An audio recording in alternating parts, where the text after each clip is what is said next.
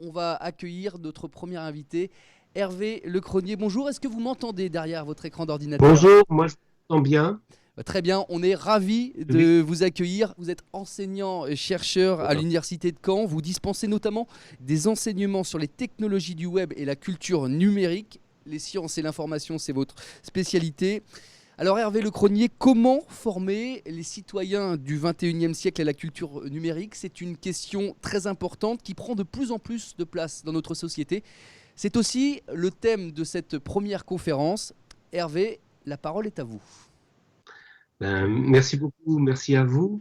Donc nous démarrons avec un peu de retard, mais en fait il faudrait en profiter pour bien comprendre que tout ce qu'on appelle l'immatériel, le numérique, ces choses vaporeuses, en réalité dépendent énormément de questions matérielles, de fils, de câbles qui se débranchent, enfin bon, de réseaux sous-marins, de toute une série de un poids de environ 10% de la consommation électrique du monde. Enfin, vous voyez, on n'est pas du tout dans de l'immatériel ou ce qu'on a pu rêver dans les années 1990 de la weightless economy, l'économie qui aurait été immatérielle et qui aurait été sans poids sur la planète et sans poids sur les conséquences. Alors, c'est vrai qu'avec ce confinement, nous sommes encore plus, je dirais, confrontés à ce besoin de comprendre les médias, de comprendre la manière dont les nouveaux médias, ceux qui passent par justement cette nouvelle infrastructure qu'est l'Internet,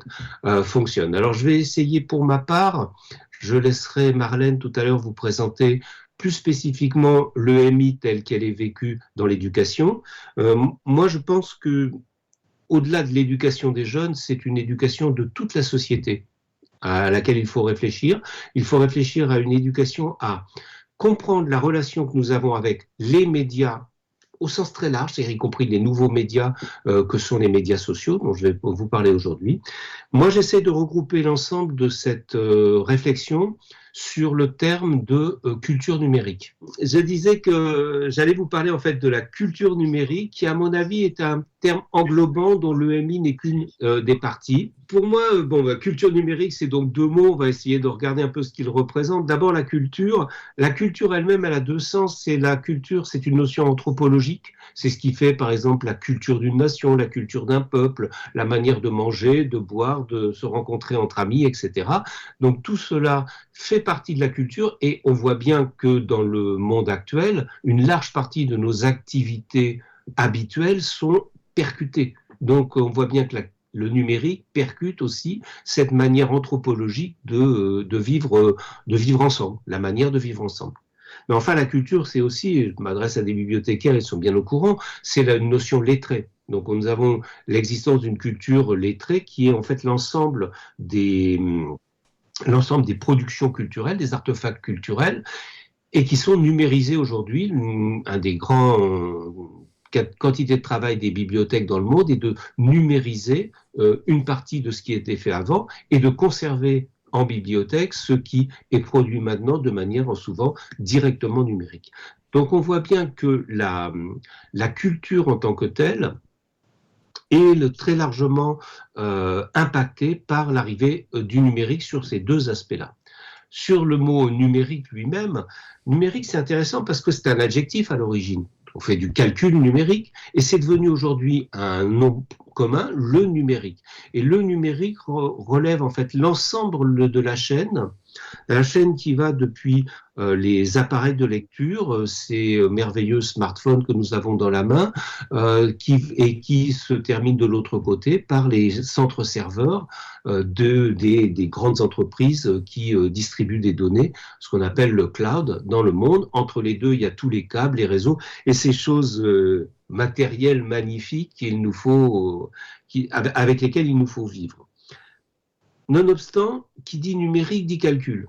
C'est-à-dire qu'entre une représentation analogique, ce que capte la caméra de mon écran, et ce que vous voyez, il y a eu un calcul numérique. Alors ce calcul peut être fait bien sûr pour le bien, c'est-à-dire accélérer la transmission, permettre la connexion sur l'ensemble du monde, mais il peut aussi être utilisé pour introduire à l'intérieur de la communication, c'est un outil de communication, introduire des règles qui sont différentes. Quelles peuvent être ces règles? Il y en a 3 globalement. La première, c'est le traçage. Donc, on va faire une bretelle et vous le savez bien, maintenant, c'est dans la une de tous les journaux. Donc, on va avoir une partie de l'information qui va être captée par un acteur tiers, généralement servir ensuite à faire de la publicité. Une deuxième, Hervé, est-ce que vous c'est m'entendez? d'introduire des DRM, c'est-à-dire d'introduire des éléments qui vont bloquer la communication. Donc, je vous ai présenté les 2 termes un peu qui forment culture et numérique, mais bien évidemment, on ne peut pas faire cette nouvelle notion de culture numérique sans parler du 3e terme qui est les médias.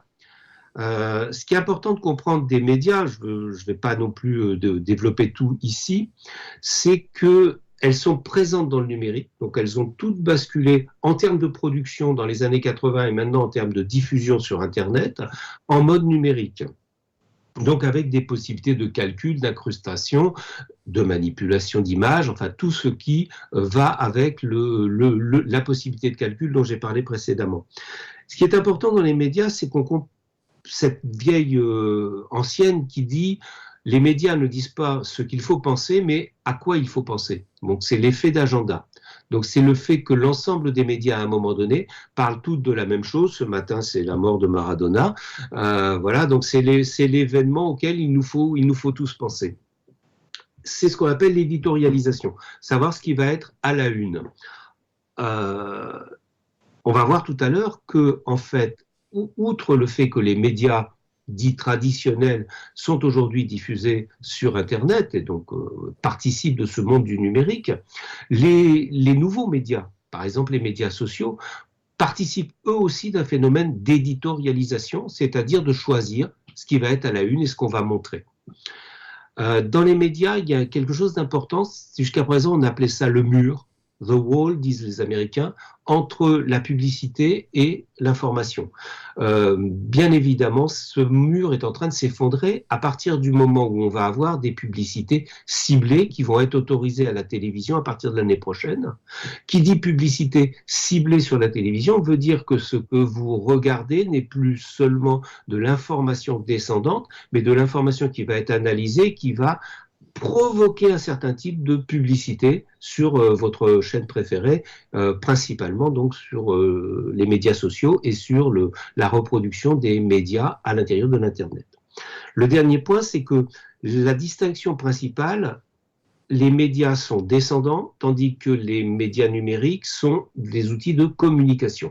Et donc là, on a là un nouveau jeu d'interaction entre ceux qui récite les faits, qui les déroule devant vous, donc les médias et les journalistes particulièrement, et l'activité des individus. Non, je ne vais pas vous parler de Maradona. Je ne sais pas si beaucoup d'entre vous sont des fans de foot et donc ont pu regarder. La photo montrait donc des joueurs en train de se bagarrer autour d'un ballon, mais surtout des tribunes complètement vides. Vous savez que cette finale s'est déroulée à Lisbonne et Covid oblige, il n'y avait personne sur le stade dans les tribunes. Pour autant, pour ceux qui ont pu regarder le match, il y avait les cris des supporters derrière. Donc il y avait quelqu'un qui en régie jouait de l'orgasson pour nous rajouter un élément très important parce qu'on ne resterait pas 1h30 devant une télévision silencieuse. Et que ces cris des supporters font partie de l'ambiance du foot aujourd'hui. Tout ça pour dire que la relation entre les faits et ce qu'en montrent les médias est la transformation des faits en ce que les médias vont rendre agréable à l'utilisateur. Et ça a été décrit il y a très longtemps, en 1967, dans un livre qui s'appelle La Société du spectacle de Guy Debord. Et ce livre est en fait une critique de la société de consommation quand le spectacle de la marchandise devient le fil conducteur de l'économie. Vous mesurez, c'est cet point de vue qui date de 67, le philosophe Giorgio Agamben dit que l'aspect le plus inquiétant des livres de Debord tient à l'acharnement avec lequel l'histoire semble s'être appliquée à confirmer ses analyses. Donc voilà, tout était dit à ce moment-là, c'est-à-dire il y a une dépossession de la vie au profit du spectacle. On transforme le sujet et on le sépare de le sujet qui regarde du consommateur. Enfin, on s'adresse au consommateur et c'est vrai dans les médias sociaux. C'est pour ça que c'est important de revenir à ces éléments essentiels. C'est que c'est toujours vrai. Dans les médias sociaux, nous sommes considérés comme un consommateur, un double consommateur, un consommateur de médias et un consommateur de l'information publicitaire qui va être associée aux médias. Donc, c'est le terme à la mode dans les années 60 était aliénation. Voilà. Pour autant, Debord disait très très bien que le spectacle, ce n'est pas un ensemble d'images, mais en fait c'est un rapport social entre des personnes médiatisées par des images. Si vous réfléchissez bien, cette phrase s'applique totalement à ce que nous vivons dans les médias sociaux. Alors j'utilise le terme médias sociaux à volonté. C'est-à-dire, la plupart des gens utilisent le terme réseau social. Les réseaux sociaux, c'est un travail de sociologie bien connu qui mesure combien un individu a plusieurs réseaux, son réseau de famille, son réseau d'amis, son réseau de travail professionnel, etc. Il vit toujours avec d'autres individus. Le problème, c'est que les médias sociaux ont transformé cette richesse des réseaux sociaux de chaque individu en une forme très plate. Nous avons des amis, des centaines d'amis, c'est étrange quand même. Et ces amis n'ont pas tous le même droit de nous parler. Alors là aussi, c'est étrange, c'est-à-dire l'intérêt de l'étude sociologique des réseaux sociaux, c'est d'essayer de déterminer ce que dans la théorie on appelle les trous structurants. Et les trous structurants, c'est comment deux groupes de réseaux sociaux où un individu on réunit ces deux groupes, mais se causent très très peu. Et le rôle de cet individu va être de les faire se rapprocher. Si vous calculez le nombre de mariages qui ont eu lieu, par exemple, grâce à ce rapprochement d'individus via des réseaux sociaux de deux individus différents, ben vous comprenez que se combler les trous structurants est une activité humaine fondamentale. Or, dans les médias sociaux, ce n'est pas du tout ce que nous avons. Nous ne comblons pas des trous structurants, nous sommes dans une espèce d'échange horizontal médié par l'économie de l'attention. C'est-à-dire médié par le fait que le propriétaire du réseau social a besoin de capter notre attention. Et pourquoi notre attention? Ben pour la revendre à la publicité, à des acteurs idéologiques, à des acteurs politiques. On l'a vu avec l'affaire Cambridge Analytica et l'élection de Donald Trump en 2016, ou à des acteurs militaires. Pour vous donner qu'un exemple, l'année dernière, quand les Anglais ont reçu le résultat de leur bac, tous ceux qui avaient échoué au bac ont reçu sur Facebook une publicité qui venait de l'armée britannique en leur disant « mais tout n'est pas perdu, chez nous il y a toujours de la place ». Vous voyez, donc on voit à la fois là le double aspect de ciblage et d'industrie de l'influence. Voilà. Donc, pour pouvoir influencer les gens, le modèle des médias sociaux est de dire je vais essayer de capter le maximum d'informations sur chaque individu pour pouvoir ensuite la revendre à un tiers. On ne revend pas l'information. Il y a un mythe qui dit que les médias sociaux revendent. Non, non, ils louent les données. C'est-à-dire, ils disent à un tiers, tu me payes et moi je montre. Mais c'est moi qui montre, c'est moi média social, c'est moi Facebook, c'est moi Twitter, c'est moi Instagram, c'est moi TikTok, etc., etc. Donc, ce dont ont besoin le média social, c'est de capter votre attention. Et pour ça, il faut donc, comme tous les médias, produire un service de qualité. On ne peut pas capter l'attention avec un service qui ne marche pas. Donc on a un service de qualité aujourd'hui qui s'améliore en permanence, qui nous rend service. Et c'est là qu'est le deal. C'est-à-dire, moi, j'ai besoin d'un espace comme Facebook, j'ai besoin d'un espace comme Twitter. C'est devenu une partie de ma culture au sens anthropologique dont je parlais en introduction. En échange de ça, eux transforment ça en concentrateur d'attention pour capter des données. Alors pour que ça marche, il faut qu'ils provoquent chez nous de l'engagement, puis c'est le terme utilisé dans le milieu des médias sociaux. Qu'est-ce qui va provoquer de l'engagement? L'engagement, c'est je vais rester devant, je vais éventuellement aimer, faire un like, faire un signe qui dit que j'aime, mais mieux encore, je vais commenter, engager une discussion autour de ce qui m'a engagé. Et qu'est-ce qui est engageant? Ça, les médias traditionnels le savent très très bien. Ce qui est engageant, c'est les grosses disputes. c'est les fights, c'est les gens qui se bagarrent. Donc, c'est toujours la montée aux extrêmes des idées. Ce qui est engageant, c'est les opinions, pas les faits. Les faits, c'est souvent long à décrypter, et les scientifiques, par exemple, le savent très très bien. Par contre, avoir des opinions sur la capacité de tel ou tel médicament à guérir des maladies émergentes, je ne sais pas si vous voyez à quoi je fais allusion, ça c'est une opinion, et cette opinion qui n'a pas besoin d'être démontrée par une longue étude avec beaucoup de personnes concernées, etc., va être partagée, réengagée, et on va voir les pays se diviser autour de l'usage de ce médicament. Enfin, alors qu'auparavant, on était dans une logique où c'était des faits, donc il y avait une étude scientifique qui marchait pas, qui avait ses qualités, ses inconvénients. Entre scientifiques, ils en discutaient, ils avaient des controverses, mais les controverses sont gérées sur les faits. L'engagement, lui, dépend des opinions. Et donc, on a cette confusion permanente entre les faits et les opinions qui provoquent de l'engagement.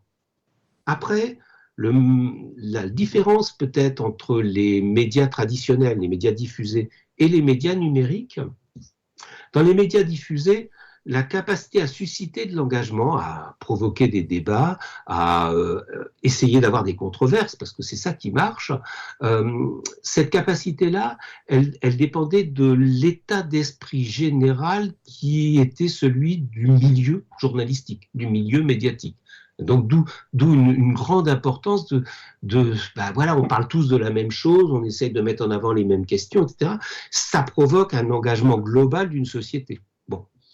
Avec le numérique, on essaye d'individualiser cet engagement. Et c'est là qu'est la bascule principale, c'est-à-dire on va essayer de savoir qu'est-ce qui va vous engager en fonction de l'étude de ce que vous avez déjà eu comme engagement dans le passé, comme à qui vous avez liké, qui vous avez échangé, à qui vous avez répondu, mis un commentaire, etc., etc. En fonction de votre passé, on va décider de votre avenir, parce que en fait, on a du calcul à l'intérieur, c'est médias numériques. Donc on a du calcul, et ce calcul nous dit aujourd'hui, parmi les 150, 200, 2000, 1500 ou je sais pas combien d'amis que vous avez sur Facebook, en fait, vous n'allez en voir qu'une dizaine ou une vingtaine.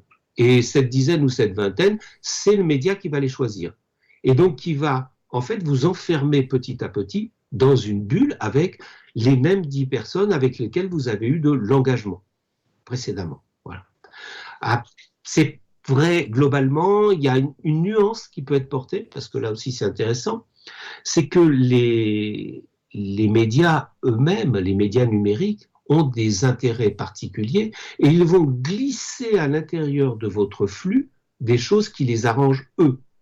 Par exemple, sur YouTube, il y a un algorithme qui définit la viralité possible d'une vidéo. Quand une vidéo est uploadée sur YouTube, presque une demi-heure ou 3/4 d'heure après, YouTube a un algorithme qui sait si celle-ci a des chances de devenir virale, donc de provoquer de l'engagement, et elle va la faire monter dans la petite colonne qui est sur la droite. Quand vous êtes sur Netflix, Netflix a calculé que si au bout d'1 minute et demie, vous n'avez pas choisi un nouveau film, vous allez arrêter, vous allez vous lever et puis c'est fini. Donc ils veulent vous engager, vous garder auprès d'eux, et pour cela, ils vont vous proposer soi-disant des choses pour vous, issues de votre passé. Mais c'est étrange, la plupart de ces choses issues de votre passé sont aussi des productions Netflix.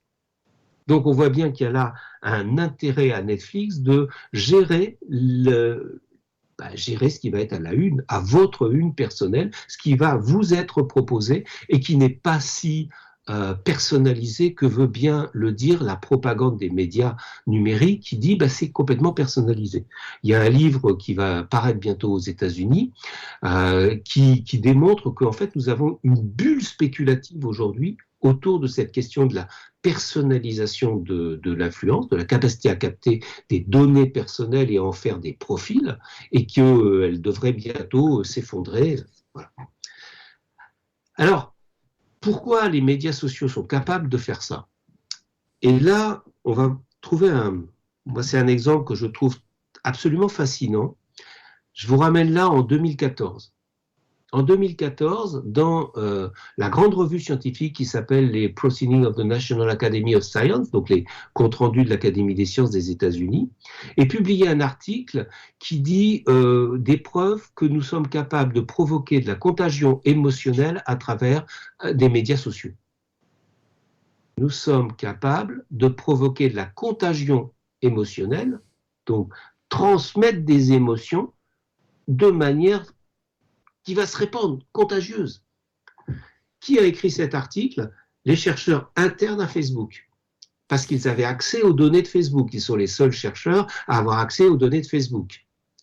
Qu'est-ce qu'ils ont fait? Ils ont pris 600 000 cobayes. Ils ont transformé chacun des individus en cobayes, et sur la moitié, ils ont donné des idées tristes, et sur l'autre, des idées gaies.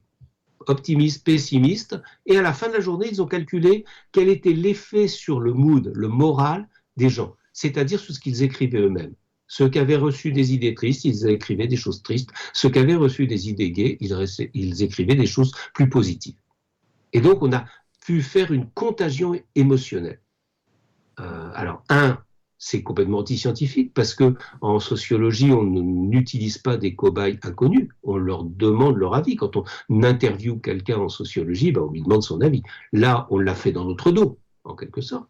Mais surtout, et c'est Jaron Lanier, un des inventeurs de la réalité virtuelle, donc c'est pas quelqu'un qui est contre les médias sociaux, hein. Il a dès le lendemain écrit dans le New York Times un article pour dénoncer cette pratique et pour dire mais en fait maintenant une fois qu'on a démontré ça, la suite des recherches ça va être quoi? Comment améliorer cette contagion émotionnelle? Et c'est effectivement ce qui s'est passé avec l'embauche, le développement des réseaux de neural networks, le deep learning, la multiplication de tiers comme Criteo qui sont capables de capter des données et ensuite de s'en servir pour nous influencer. Donc c'est ce que j'appelle moi l'industrie de l'influence. Je me permets de relancer les personnes qui nous écoutent. N'hésitez pas à poser toutes vos questions à l'issue de la conférence à Hervé. Des questions très concrètes, hein, même. N'hésitez pas sur votre vie privée, sur la notion que vous avez des réseaux sociaux en vie privée, en vie professionnelle. Hervé il répondra et on se laisse ce temps d'échange en fin de conférence. Je vous en prie, Hervé Lecronier, je vous laisse continuer cette conférence. Voilà. Jusqu'à présent, je vous ai démontré quelque part le point de vue descendant, c'est-à-dire on parle de médias sociaux qui ont un intérêt, qui font de l'éditorialisation et qui font le flux que vous allez recevoir. Mais est-ce que vous êtes naïf? C'est un deuxième aspect quand même.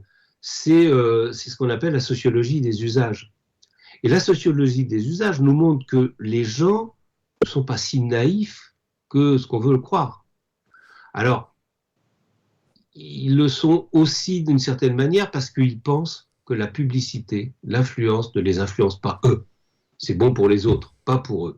Bon, en fait, vous regardez comment vous êtes habillés, comment sont habillés vos amis, vous regardez les choses que vous mangez et celles que mangent vos amis, et puis vous vous apercevez qu'en fait, vous êtes influencé, moi le premier, comme tous les autres, parce que c'est la prégnance même de ce système de l'influence, qui, de surcroît, est un système qui est en train d'utiliser des méthodes à l'origine faites pour la médecine, comme de passer les gens dans un scanner IRM pour savoir quelle est la zone de plaisir qui est la plus activée par telle ou telle publicité. Enfin, vous voyez, on a toute une recherche, avec tous les guillemets nécessaires, pour essayer d'améliorer cette influence. Mais pour autant, comme le disait le philosophe Michel de Certeau, nous braconnons. Nous faisons du braconnage avec tout ce qui nous arrive. Et donc, on va réutiliser les médias sociaux sur une manière qui n'était pas celle qui les arrange le plus. Par exemple, créer des groupes pour lancer le mouvement des Gilets jaunes, etc. Pensez du point de vue de l'usager que ce qu'il a en face de lui est un espace public. Alors, je vous ai montré auparavant que c'est un espace privé. On est bien d'accord. Mais c'est comme si on allait dans le hall d'un hypermarché, parce que vous avez un peu de place, pour organiser quelque chose. Vous comprenez bien que ça ne se passerait pas aisément, mais voilà. Donc on est dans cette situation où les gens vont détourner en permanence la logique même du système. du système qui leur est présenté. Alors donc, à la fois ils sont influencés, mais à la fois ils le détournent. Et c'est ça qui est quand même un élément intéressant. Par rapport à ça, si on regarde par exemple la question des lolcats, les chats. Ouais, c'est dérisoire, les chats, tout le monde en rigole, n'est-ce pas? Mais tout le monde en parle. Tout le monde en parle. Et puis pourquoi? Ben parce que, enfin, c'est drôle, souvent. Souvent, nous cherchons des choses drôles, mais ceci du point de vue de celui qui publie sa vidéo de chat. Qu'est-ce qu'il fait? Il apprend à se servir du canal.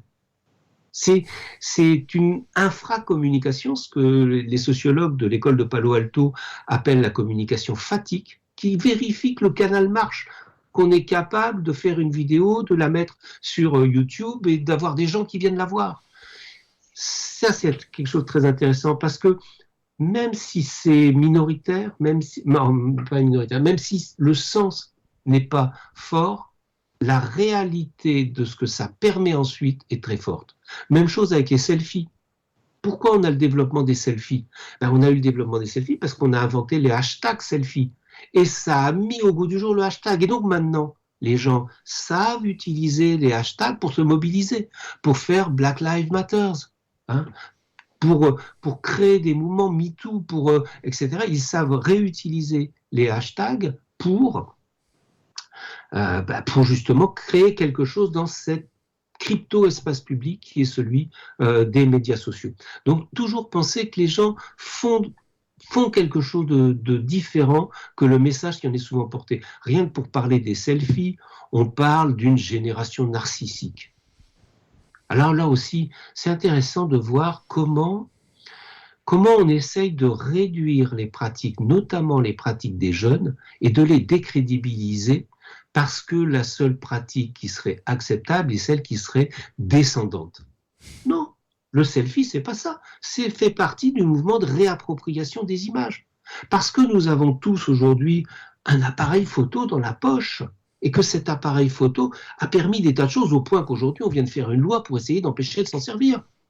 Enfin, on est dans cette situation où les images elles-mêmes sont devenues une production hyper massive, mais venant d'en bas, alors qu'elle était auparavant confisquée par les gens d'en haut. Et ça change radicalement les choses. Donc on apprend à s'en servir avec des lolcats, mais on s'en sert in fine dans des actions politiques. Voilà. C'est ce que Henry Jenkins appelle la culture participative.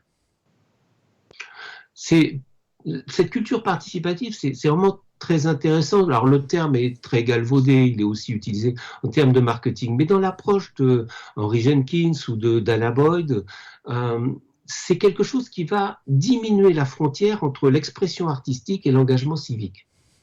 Voilà. C'est-à-dire que, ce que je vous ai montré un peu, on fait des choses, on publie des vidéos, on fait du dessin, mais en même temps, on participe d'un mouvement civique plus général.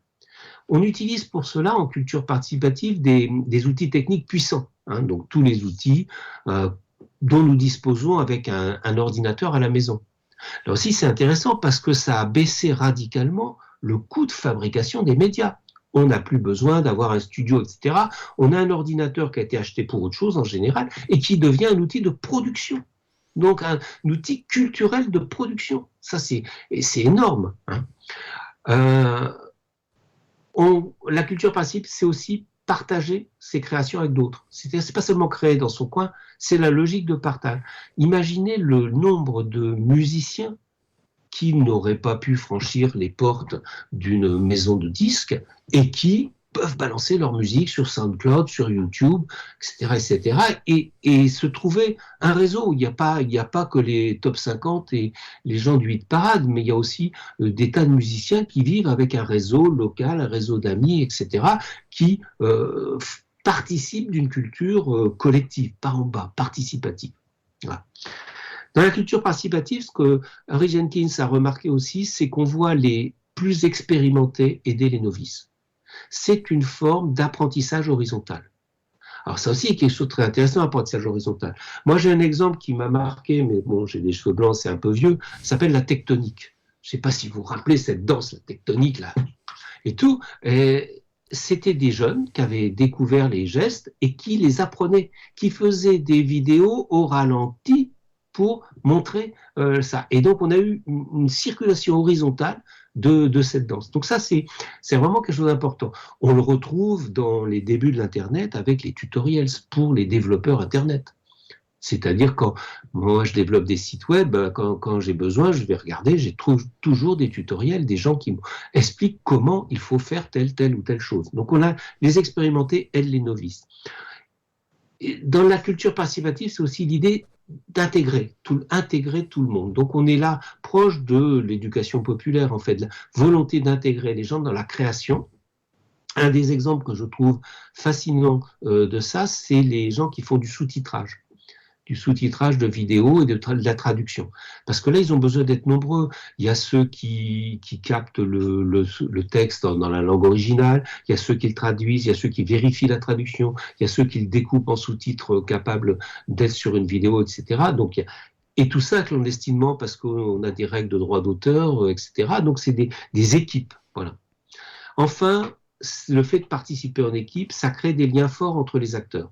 Là aussi, c'est un élément, à mon sens, très important de cette culture participative.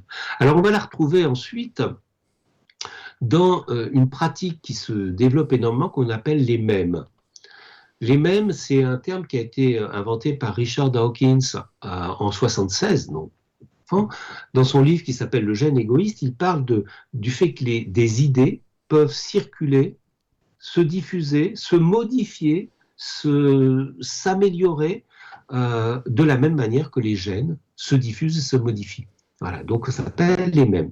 Aujourd'hui, les mèmes sont devenus tellement importants sur Internet qu'il y a une recherche, il y a un secteur de recherche qui s'appelle la mémétique dans les universités qui travaille cette question-là.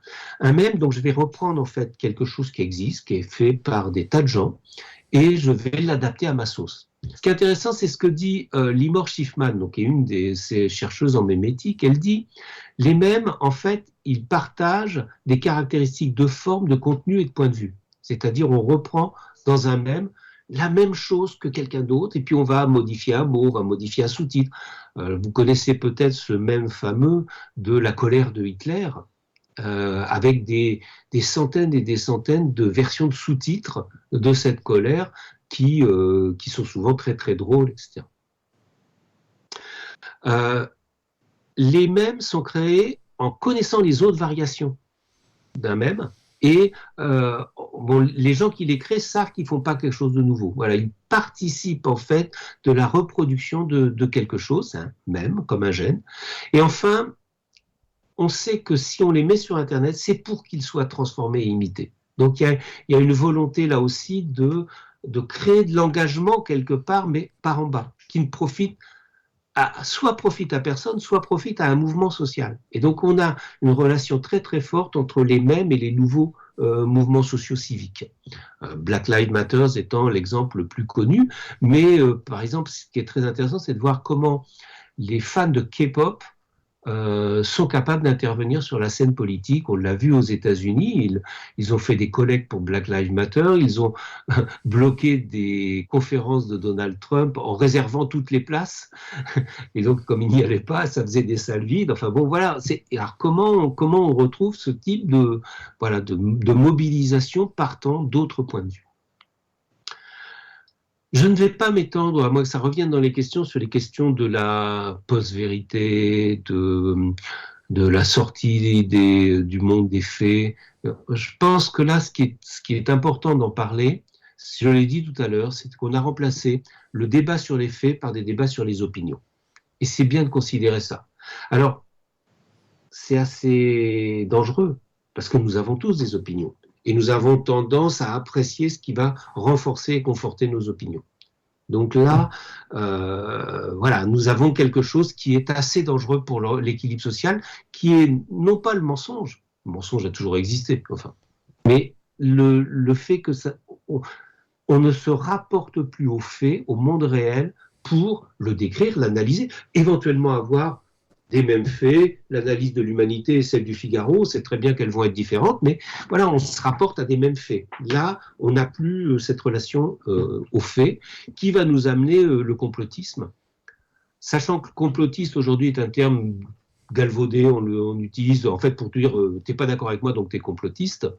C'est pas ça. Pour moi, le complotisme, c'est en fait le dernier allié des pouvoirs en place, puisqu'il dit, puisque les faits ne sont pas le juge de nos opinions, dans ce cas, autant que le monde reste tel qu'il est.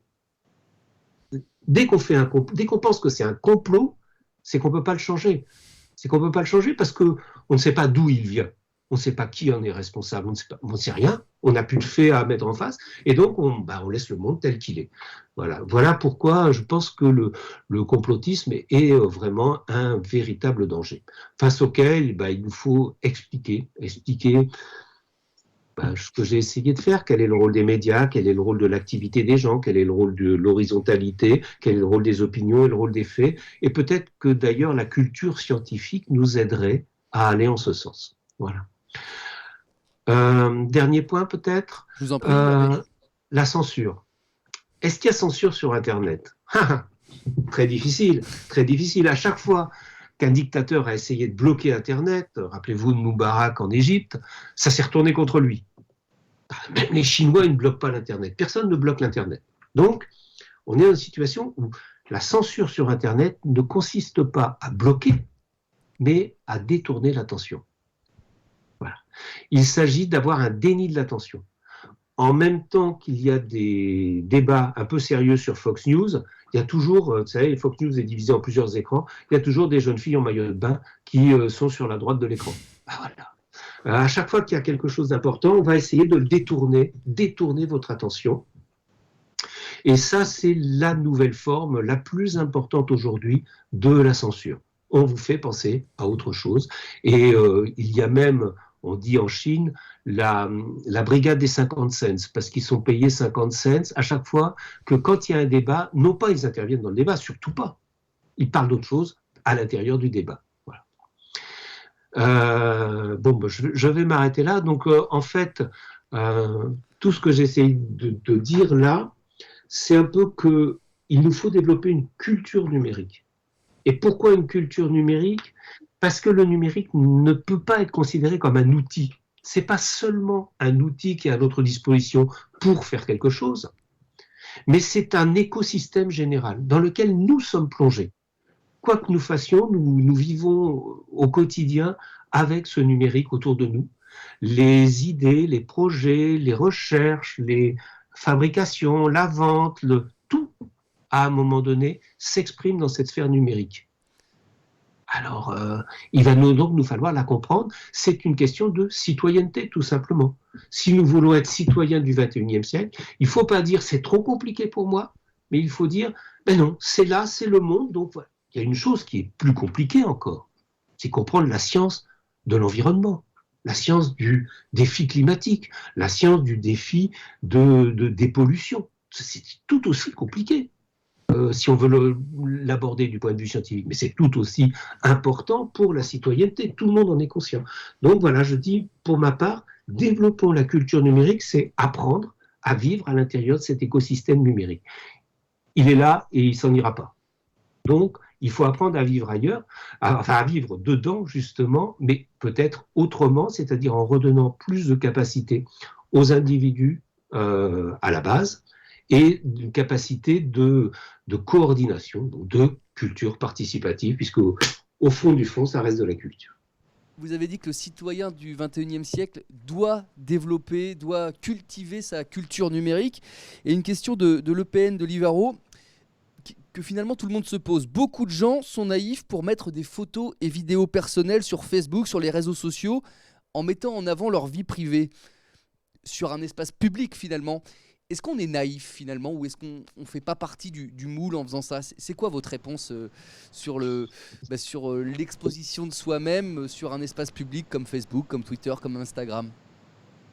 Alors, deux choses là-dessus. La vie privée s'exprime en public. C'est-à-dire, c'est important de ne pas réserver la vie privée à notre chambre à coucher. D'accord ? Quand je vais en manifestation, c'est quand même ma vie privée. C'est important, hein ? Aujourd'hui, on va donner à des drones le droit de savoir que j'étais dans une manifestation. Donc c'est une atteinte à ma vie privée. Donc, bien comprendre, vie privée, c'est pas uniquement je mets des photos de mes enfants. Deuxième aspect, c'est pas tant de la naïveté, c'est du plaisir.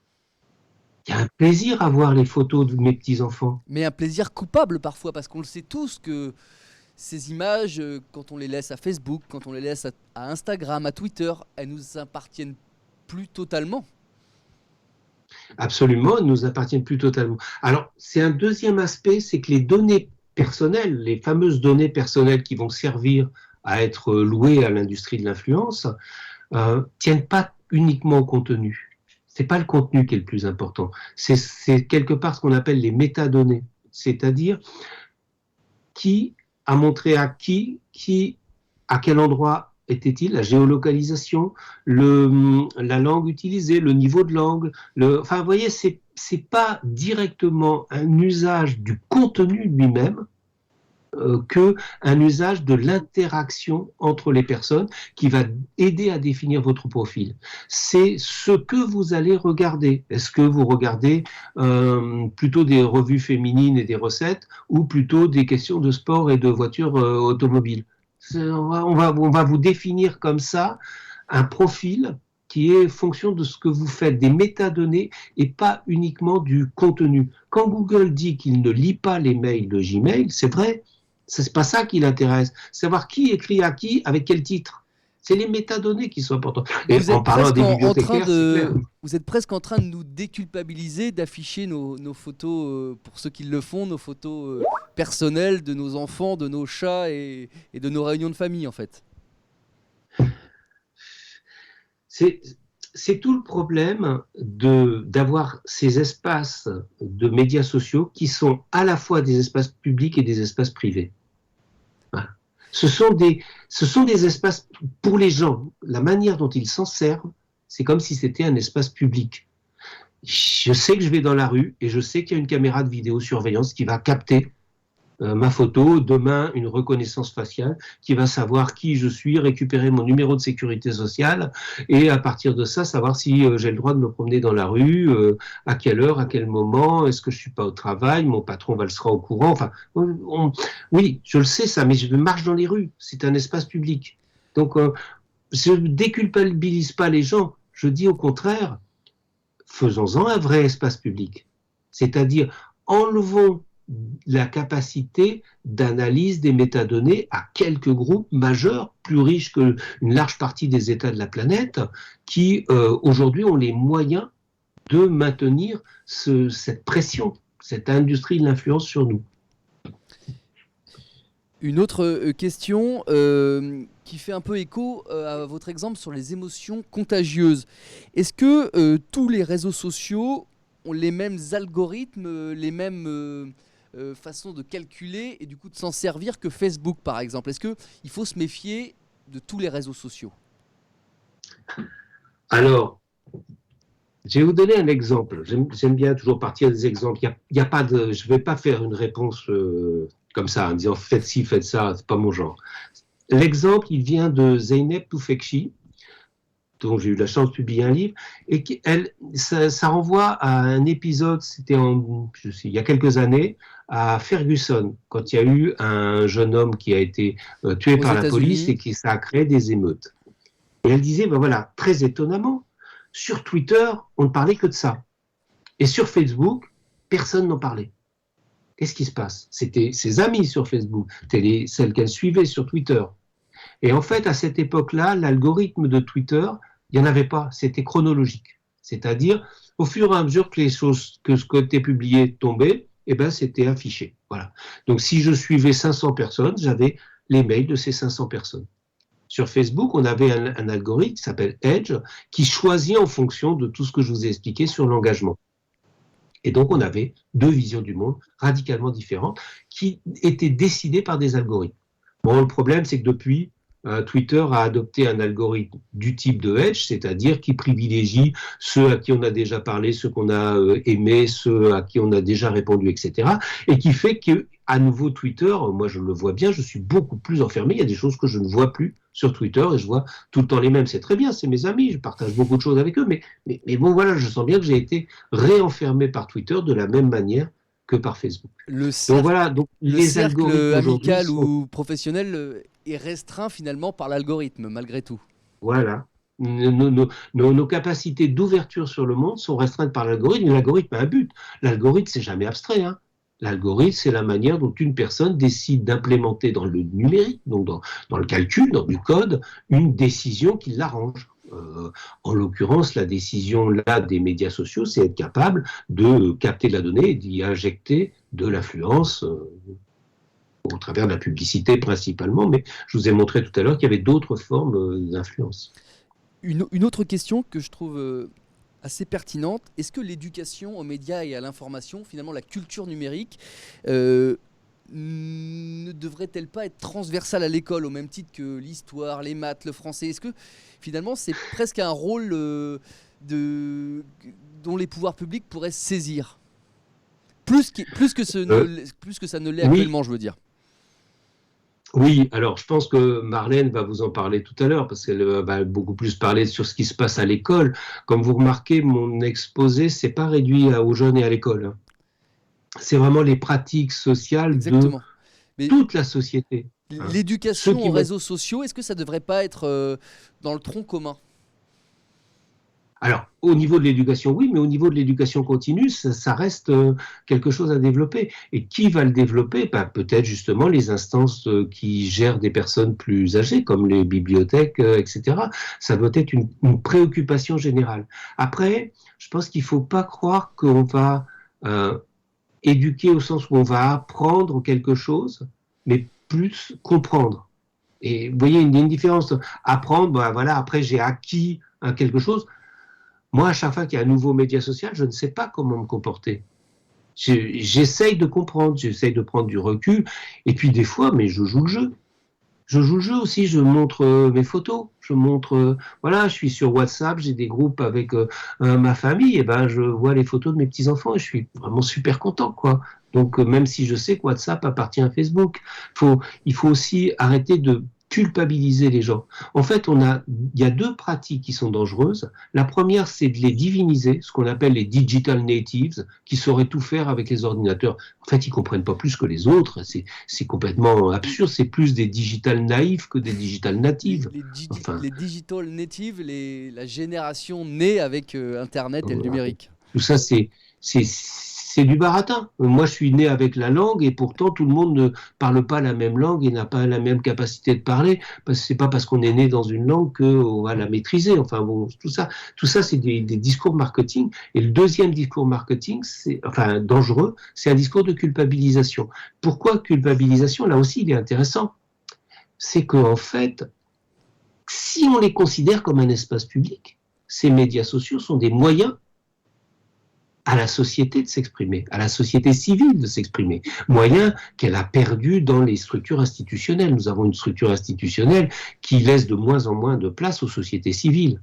Donc on est là dans une situation où c'est au travers de ces médias-là, et donc la culpabilisation, elle vise en fait à empêcher qu'on s'en serve pour... Alors, après, il y a un deuxième aspect qui est, on s'en sert pour mobiliser en utilisant des thèses complotistes. Et donc là, il y a une responsabilité.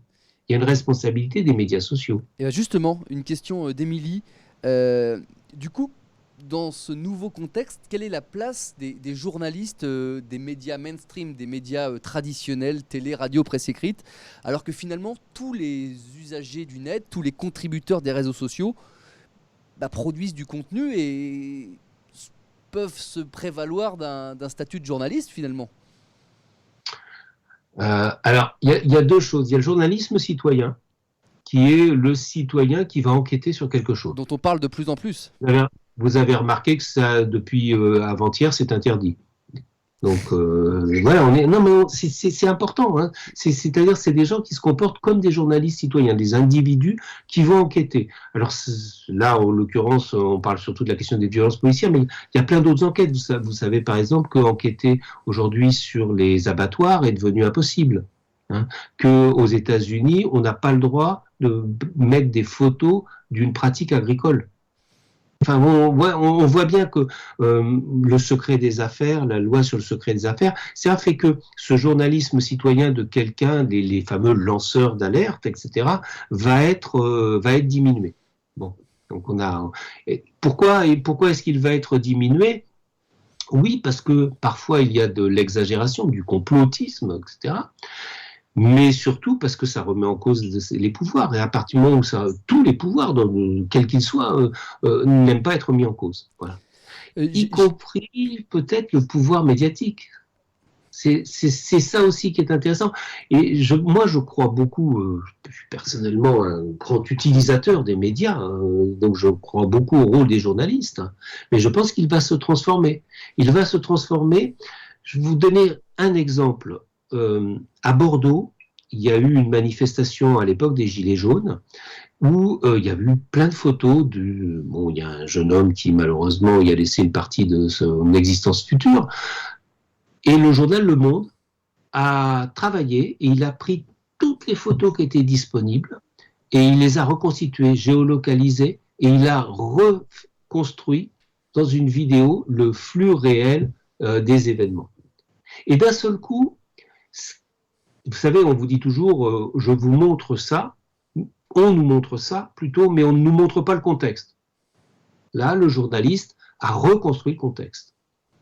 Et voilà, il y a un rôle nouveau, à mon avis, du journalisme, mais qui est indispensable. C'est-à-dire que quand il y a foisonnement des faits, il y a bien un moment donné où il va falloir les transcrire de manière compréhensible à tout le monde.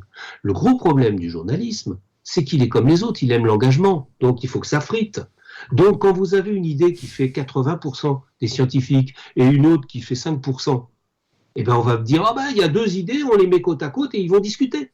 Mais non, il y a 80-90% de gens qui pensent que c'est les causes humaines qui sont la cause du réchauffement climatique, et il y a encore 5% qui pensent que c'est autre chose.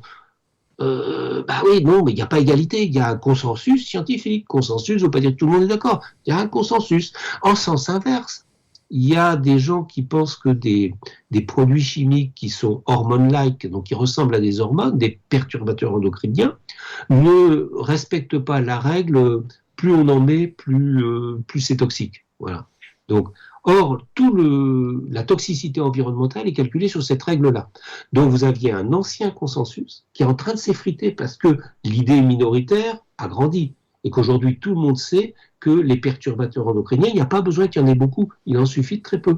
Donc, l'ancien consensus. Et donc, c'est pour ça que c'est pas simple aussi de dire quelqu'un qui est minoritaire, il peut devenir majoritaire demain, dans l'exemple que je vous donne. Donc, voilà, il faut bien qu'il y ait des gens qui décident un peu de valoriser tel ou tel point de vue. C'est pour ça que les médias aussi, il y en a plusieurs. Comme je disais, si vous lisez l'Humanité ou le Figaro, vous n'avez pas la même interprétation du monde. Voilà, c'est cohérent. Une question très concrète de Canopé 14. Les familles ont souvent du mal à gérer l'usage des écrans par les enfants ou les ados. Qu'est-ce qu'on peut leur dire pour les aider très concrètement dans la vie de tous les jours ?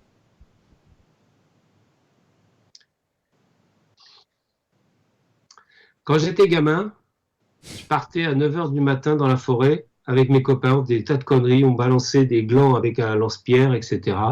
On risquait de tomber tout le temps et les parents n'étaient pas sur mon dos. C'est-à-dire, je pense qu'il faut aussi que, voilà, comment dire, Faire la confiance ? plupart des jeunes aujourd'hui ne peuvent pas sortir. Ils ne peuvent plus sortir. On est dans un monde qui est devenu plus dangereux. Donc, comment est-ce qu'ils rencontrent leurs amis ? C'est là aussi, ils ne font pas des choses extraordinaires sur leur téléphone mobile. Hein. Ils rencontrent leurs amis, ils continuent de vivre, d'échanger, de communiquer, de partager, enfin de tout ce qui est nécessaire aux adolescents. Et voilà, quand ils sont ensemble, ils ont beaucoup moins besoin d'être chacun sur leur téléphone mobile. Voilà. Donc, après, il y a une thèse qui a été faite par Elisabeth Schneider, qui est chercheuse à l'université de Caen, qui a étudié les pratiques des adolescents, notamment le SMS en classe.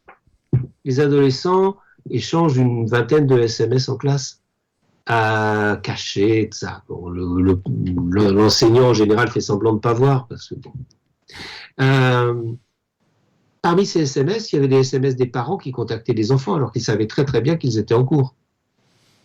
Donc c'est pas, il faut peut-être admettre aussi que les jeunes ont une autonomie et qu'aujourd'hui, cette autonomie que moi je pouvais vivre en partant dans la rue, ben eux, ils la vivent au travers de leurs médias sociaux. Après, est-ce qu'ils sont plus en danger que les adultes de subir le complotisme? Ils sont autant en danger que les adultes, pas plus. Hein. Ils ont les mêmes capacités de réaction, de réflexion collective aussi, parce qu'ils échangent autour de ce qu'ils voient. Et c'est clair que si vous regardez le monde, il ne va pas pour le meilleur. Il va pas pour le meilleur. Enfin, moi, j'ai des cheveux blancs, j'ai vécu d'autres époques où, bah, voilà, la logique était plutôt dans un sens, je dirais, de progrès des relations humaines. Et là, aujourd'hui, on est dans un sens de destruction un peu des relations humaines, de renforcement des pouvoirs et du contrôle. Bon, voilà. Donc, ça se reproduit aussi dans les messages que reçoivent et qu'échangent les adultes. Une dernière question, Hervé, Juste, qui est très, Florent, qui est très concrète. Florent, si Oui.